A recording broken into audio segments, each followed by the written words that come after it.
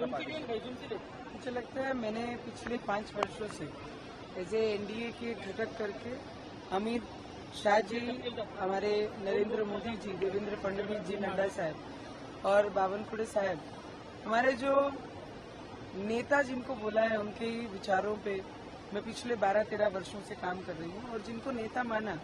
और उनके आगे मुझे नहीं लगता है कार्यकर्ता कोई जाता है। और नेताओं ने कल फैसला करके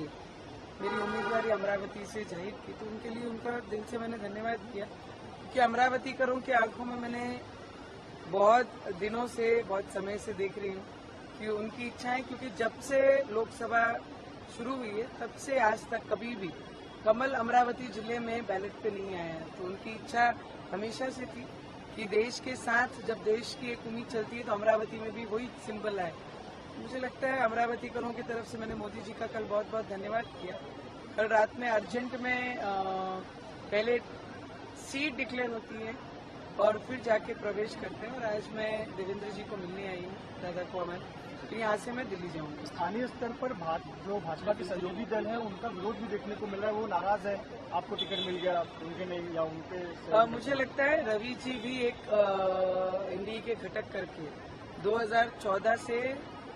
देवेंद्र जी के साथ थे। ऑपोजिशन में जब आई सरकार तब भी रवि जी देवेंद्र फडणवीस जी के साथ थे। तो हम ऐसे घटक हैं कि समय आया तो साथ रहो और समय खराब है तो छोड़ दो, ऐसे घटकों में से हम नहीं हैं। पर फिर भी मैंने सभी को विनंती की, क्योंकि सभी हमसे बहुत ज्यादा सीनियर है, तो मैंने एक उम्मीदवार करके और एक बहुत जूनियर उम्मीदवार करके मैंने सभी को हाथ जोड़ के विनंती भी की कि मोदी जी के जो सपना है देश में अब की बार 400 पार और 400 में एक अमरावती हो, इसके लिए जितने भी एनडीए के घटक है वो मोदी जी के सपने के लिए और अमरावती के विकास के लिए सब एकजुट होकर एक मंच पे आकर एक साथ काम करें। अमरावती में 2 नारे गूंज रहे हैं, एक ये गूंज रहा है कि एक बार दिल से नवनीत राणा फिर से, और दूसरा भी नारा ये भी गूंज रहा है कि मोदी तुझसे बैर नहीं, नवनीत राणा की खैर नहीं। मुझे लगता है जब तक मतदार नहीं ठहराते क्या करना है, क्योंकि पिछले 5 वर्षों से नहीं 12-13 वर्षों से मैं जनता के बीच हूँ और जनता के लिए काम कर रही हूँ। तो मुझे लगता है एक बहू के नाते भी और उस क्षेत्र में कंटिन्यू लोगों के बीच लोगों की सेवा करते हुए लोगों ने खुद मुझे आशीर्वाद दिया। जब 2019 में एक सुनामी चल रही थी उसके बीच मुझे आशीर्वाद दिया गया अमरावती में, और आज एक सिंबल के साथ अमरावती में उतरूंगी। तो मुझे लगता है ये अमरावती करों की ही इच्छा थी